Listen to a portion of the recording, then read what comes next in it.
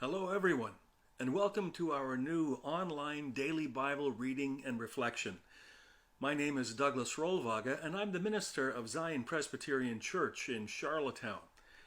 In the sermon of March the 29th, I encouraged everyone to strengthen their faith through daily Bible reading. And in order to help you incorporate that into your life, we have our daily reading and prayers on our website and Facebook page, which are devotional in nature. Now I'd like to add a new feature, going through the Gospels together. And to do that, we're going to start with the Gospel of Matthew. The plan is to read 2 chapters a day. Don't panic, as chapters are only about a page long. In a daily 5-minute video, I will provide you with a bit of introductory material and some questions to ask yourself as you read the selection for that day. The following day, I'll talk briefly about what we've read and then introduce the next reading with some questions to think about again. I'll also be providing an email address for you to send me questions or insights of your own which arise from your reading. Some of these questions I'll answer personally and others I'll address in the videos. I'll be using the New International Version of the New Testament, and I would encourage everyone to use a modern translation of the Bible to do their reading. You may wish to use online Bibles such as BibleGateway.com, which has lots of translation choices. As the days go by, I'll talk about some ways you can take full advantage of resources like these.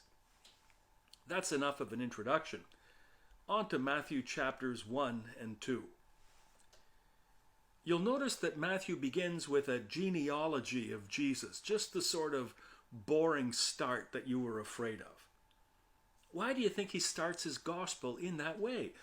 Who would be interested? Answering that question might tell you something about the people for whom Matthew is writing his gospel. Genealogies are not always boring.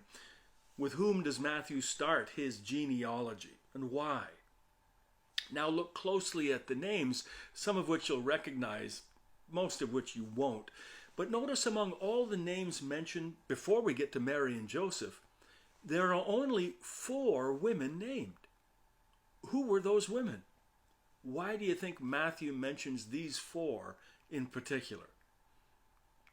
Next we come to more familiar ground, the nativity story. Now notice that we don't get all the details that we're used to. No shepherds abiding in the fields, keeping watch over their flocks by night, for instance. That's because we combine both Matthew and Luke's version of the Nativity to get the full story. But reading this one, ask yourself what Christmas would be like if we only had Matthew's version. Try to read it as though you didn't know Luke's as well. Also notice who the main character is in Matthew's telling, and how the angel visits work. Now, chapter 2 begins with the visit of the Magi. Who's the main character in the first 12 verses? It isn't someone that we put on Christmas cards. The middle part of chapter 2 again doesn't make it into many Christmas carols or cards or pageants, but Matthew thinks it's important. What does this section tell us about the kind of world into which Jesus was born?